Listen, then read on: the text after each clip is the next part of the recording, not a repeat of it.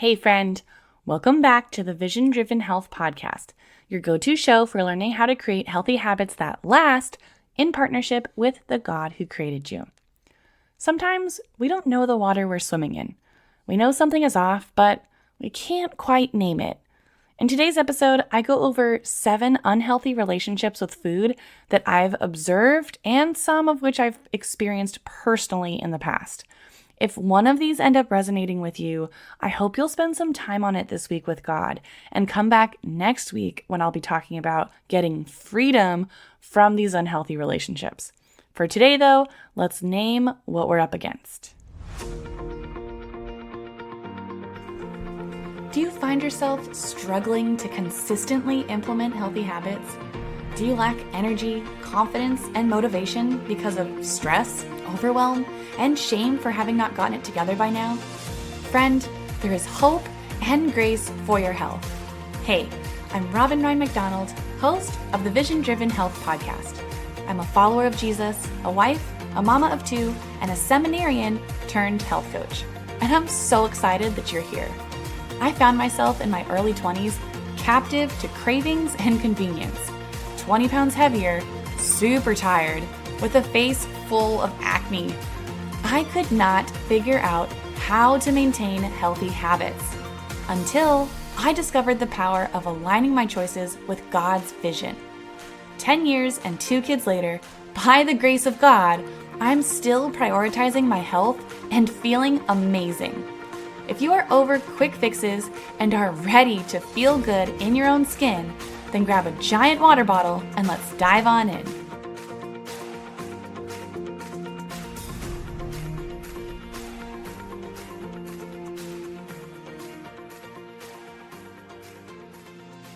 At the end of the day, we get the greatest insight into what we're facing from God Himself. The Holy Spirit is so faithful to reveal to us where we are in need of healing, freedom, and truth. Jesus instructed His disciples to pray, fast, and give. I think most of us, myself included, are familiar and comfortable with praying and giving. But fasting can be something we avoid or just don't know a ton about. But fasting can be an incredible tool and way to get closer to God, to partner with Him in our health, and ultimately to experience the kind of not only health, but life He's created us for. My team and I created the 5-day sugar fast devotional. In this 40-page PDF, you learn about biological and spiritual fasting. You'll get guidance on what kind of sugar fast might be best for you and the stage that you're at in your health journey, and it includes recipes to prepare meals that support your fast. You can get this totally free at visiondrivenhealth.com/resources.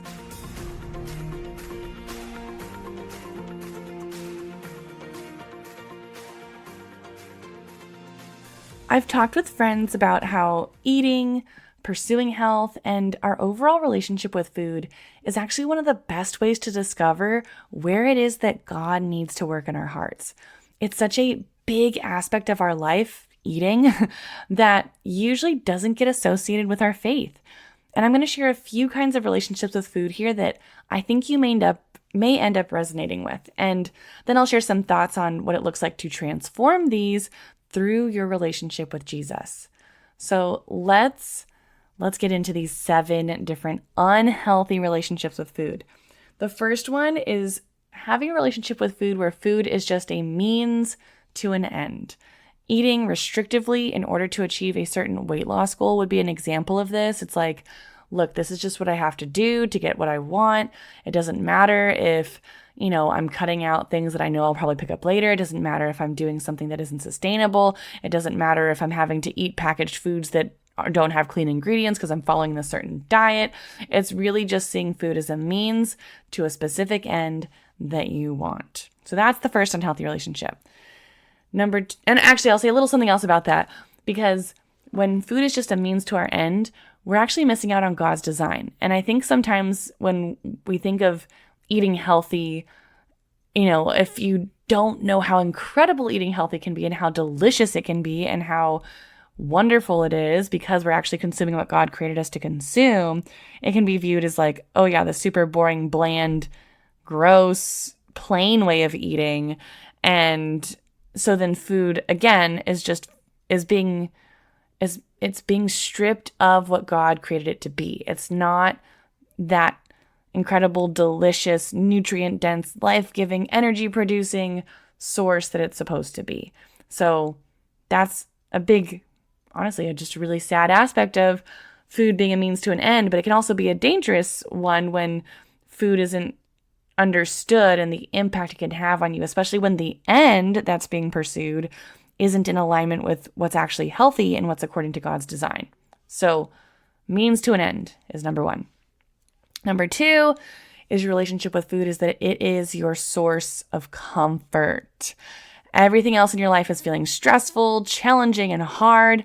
And that fried chicken sandwich or that California burrito or that just super sugar dense whatever latte and scone, all those just sound so good. And so it often seems like you deserve to eat that because of what you're going through or what you've been through. I personally have wrestled with this one a lot. If it's been like a hard day or if I felt like I was running around or even maybe if I felt like I was being extra active physically, it's like, oh, I burned extra calories. This is so hard.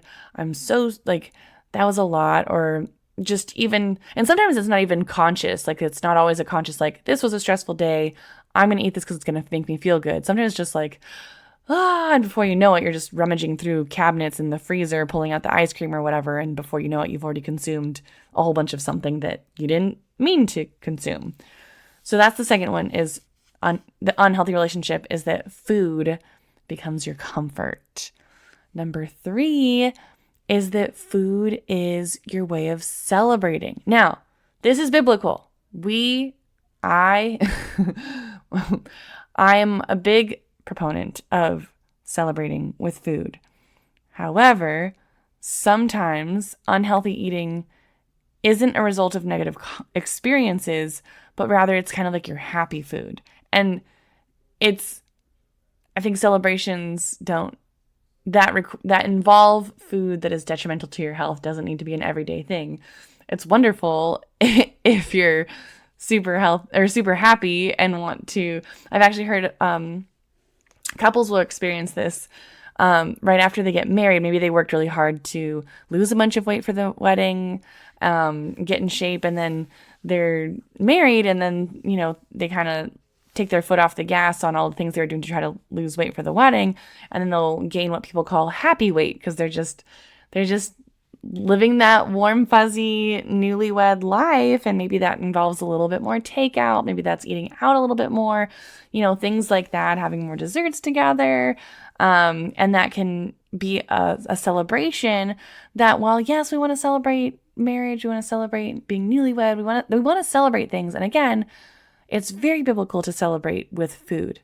However, we get to be intentional with what we determine is a celebratory food. This is a question you can ask yourself. It's a matter of whether or not you feel convicted by it, but it's kind of asking like, okay, in terms of stewarding my body, glorifying God with my body, I'm celebrating this really good God glorifying thing by consuming something that is harmful to my body and or supports a industry or a way of producing food that is harmful to many people. I think that's something that as Christians, it's at least worth considering and thinking about. I know for me, and so for example, my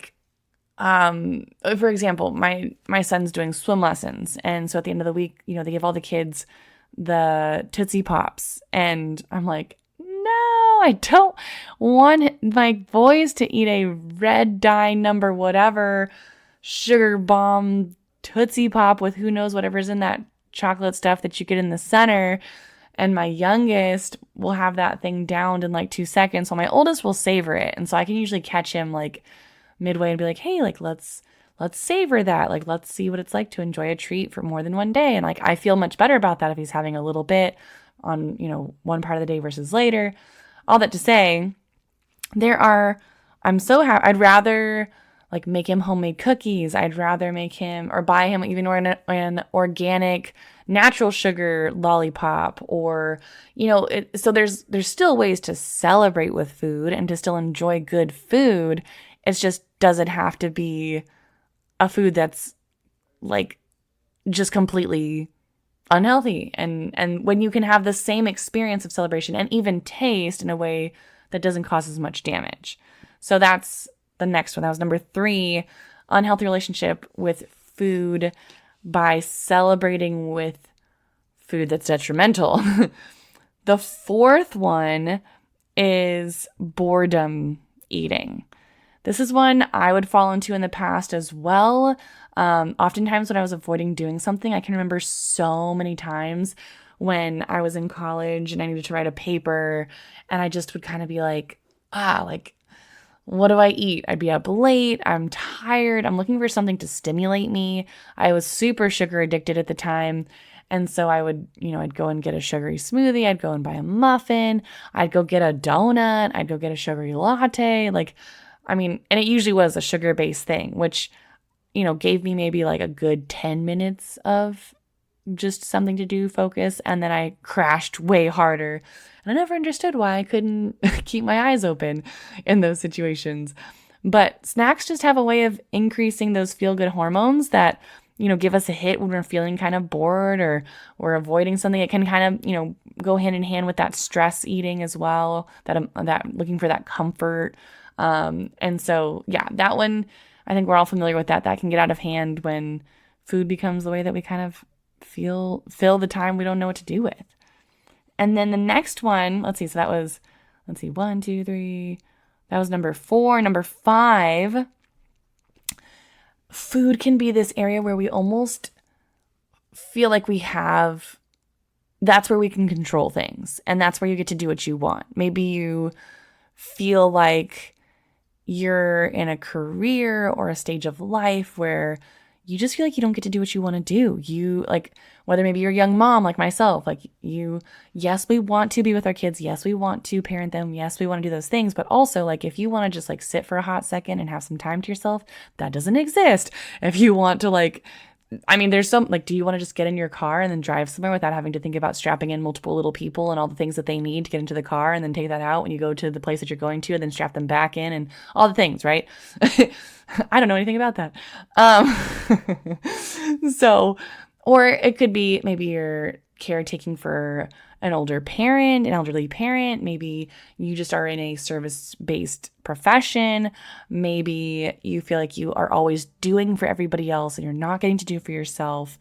However you spin it, food can be that thing where it's I'm just going to eat this because I want this and this is what I want to do right now and I deserve this. And so food becomes that outlet. And when you feel like, you're having to say yes to everyone else, food becomes, and you're saying yes to everyone else and no to yourself, food becomes that place where it's your place to do what you want, to say yes to yourself and actually have control there. And oftentimes, kind of back to that dynamic where food becomes comfort, maybe, you could still, if you still have this perspective and you're I want to do something for myself, you could look at it, I'm going to do something for myself by cooking a healthy meal and nourishing my body. But if you're in a place of feeling, worn down or again, having to cater to everyone else's needs, that might look like ordering takeout or making something that is quick and easy and more comforty. So there's that one.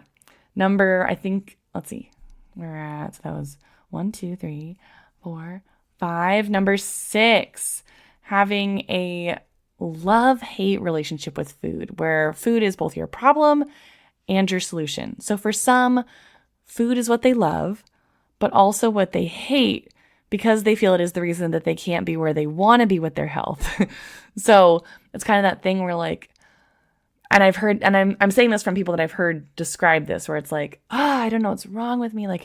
I just can't help it. Whenever there's this food in the room, I just go to it and I eat it and I eat a lot of it. And unfortunately, food doesn't usually end up being what's hated. It's yourself, because even though you're like, oh, if, so and so didn't bring the donuts, or if so and so didn't ask me to go out to eat at this place, I wouldn't have eaten that. But that you chose to do it, but you feel like you can't control it. You feel like you have to choose that. And you just end up beating yourself up and getting frustrated and feeling like there's no way you can be consistent. There's no way you can change the way that you think and approach food. And so it becomes this kind of like love-hate relationship, not necessarily, yes, with food, but it's actually kind of with yourself and how you approach food. And that one's really challenging, and one that I think the enemy uses a ton because it's an open door to shame, and it's an open door to defeat, and it's an open door to insecurity and feeling self-conscious about yourself. And it can, feed into these other ones that I've listed as well. So that's number 6. And number 7, I actually kind of just alluded to it, is your unhealthy relationship with food, is that food becomes that open door source of shame. So I think especially for believers, there can be a higher propensity for shame. I know this from experience. I will sometimes refer to myself as a recovering type A. I'm a firstborn. There's all the weight of responsibility and desire to achieve all the things. And when you don't do the things that you set out to do, it's really easy to, and I'll say, when I set out, shame just really tries to creep in. We strive to do things perfectly and well, and then when we don't, it just feels like you're not good enough. Then all those lies come in. You're weak-willed, you're lazy, you're quote unquote bad. I hear that a lot when someone is about to take a second slice of cake and they're like, I'm going to be bad, I know. And like it's creating this unfortunate, very unhealthy relationship with food where eating a certain kind of food is bad and eating a different kind is good. And I just think we need to move away from that of labeling it good and bad and move into what is aligned with who I am in Jesus, what is aligned with the vision, right? This is the Vision Driven Health podcast.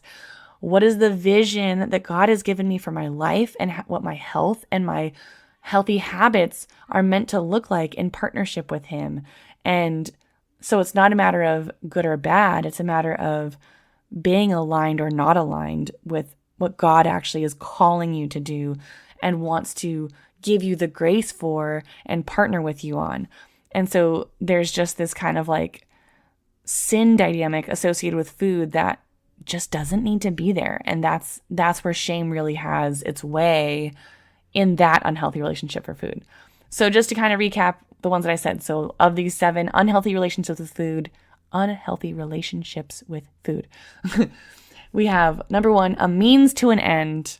Number 2, food is your comfort. Number 3, food is your go-to for celebration. Number 4, it's something to have when you're bored. Number 5, it's an area to do whatever you want because you don't get to do what you want in other areas. Number 6, it's this love-hate relationship. Food's your problem and your solution. And then number 7, it's a source of shame. Now, I imagine you resonate with at least one, if not several of these. I made this list because I have heard all of these from multiple friends, family, and clients. You are not alone in having that relationship with food. These are actually all very common. But of course, just because something is common doesn't mean it needs to be the norm. Because for us as believers, we are not meant to be in bondage to anything. We aren't created for bad relationships, even with food. And at the end of the day, this relationship dynamic isn't so much a relationship issue with food as it is with yourself and with Jesus. Your relationship with food is often a window into the areas of your heart that Jesus can heal, set free, and redeem. In each of these scenarios, we end up missing the big picture. Food can surely be enjoyed, and it is, and I think that God, in His love and His kindness, not only made food, it's not just supposed to be nourishing. It's not just supposed to be fuel for our body. I think He genuinely wants us to enjoy it. Like, why would God provide so many different incredible flavors? And why would He provide so many incredible options if He didn't want us to enjoy it?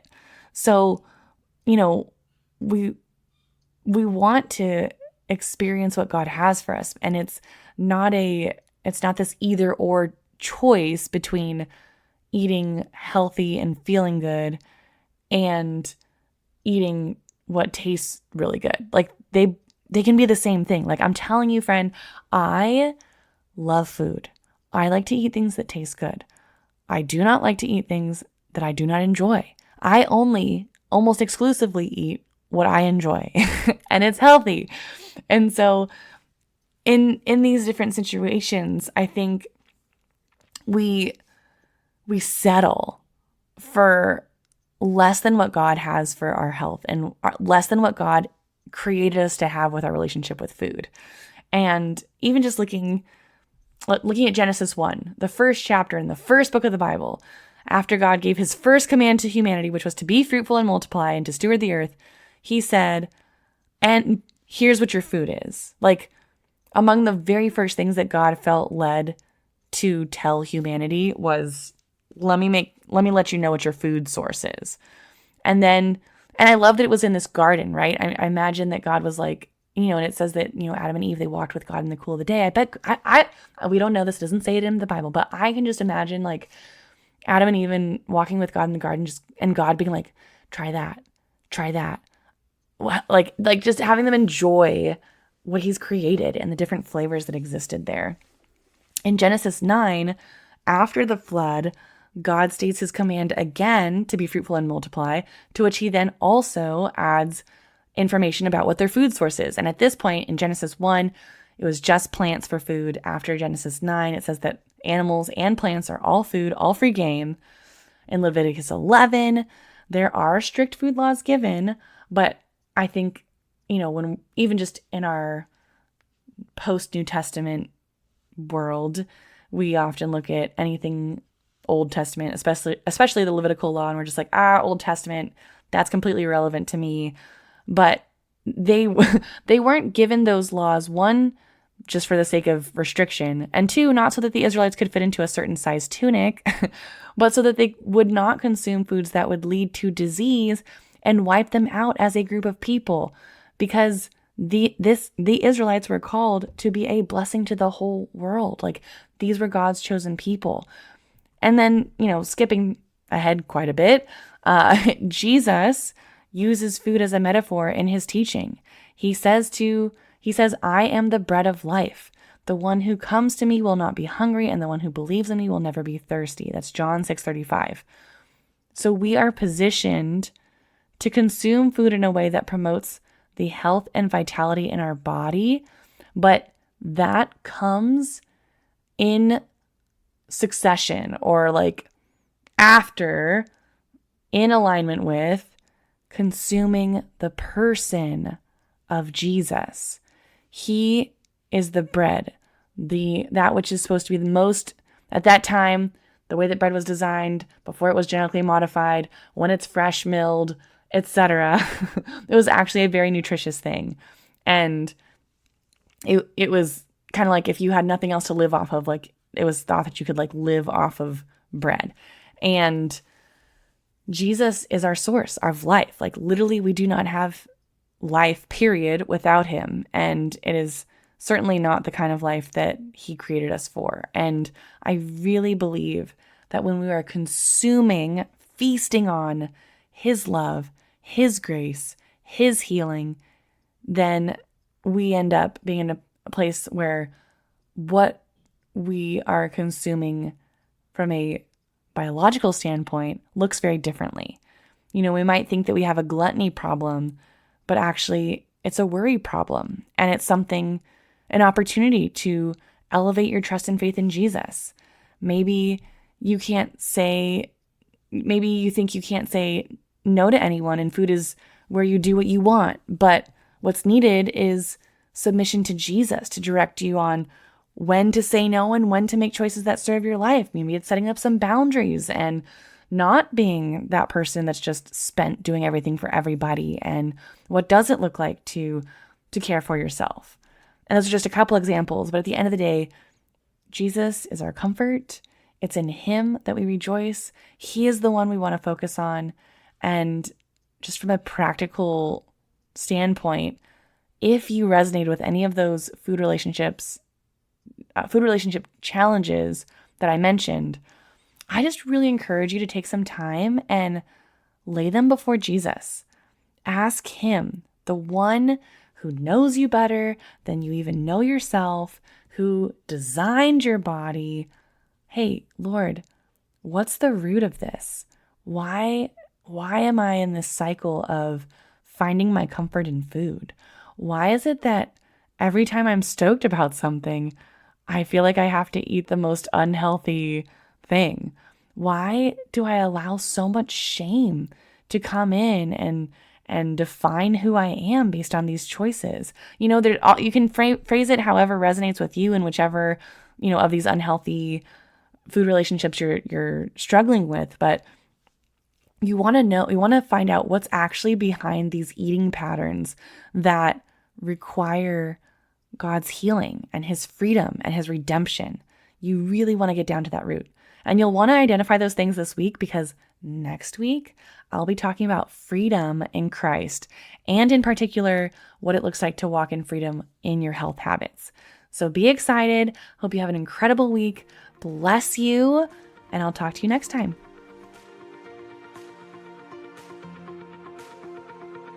Thank you so much for listening to the Vision Driven Health Podcast today. I hope this episode inspired you, supported you, and blessed you in some way. If it did, it would mean the world if you would leave a 5-star written review on Apple Podcast and share this episode on your social media. The more reviews and shares this gets, the more people can be blessed and encouraged in creating a Jesus-centered, sustainable, healthy lifestyle. If you want to hang with me and other Jesus-loving ladies who are creating healthy habits that last, be sure to join my free Facebook group, the Made Well Mastermind. Use the link in the show notes to join. Be blessed with hope, joy, and health. I'll see you next week.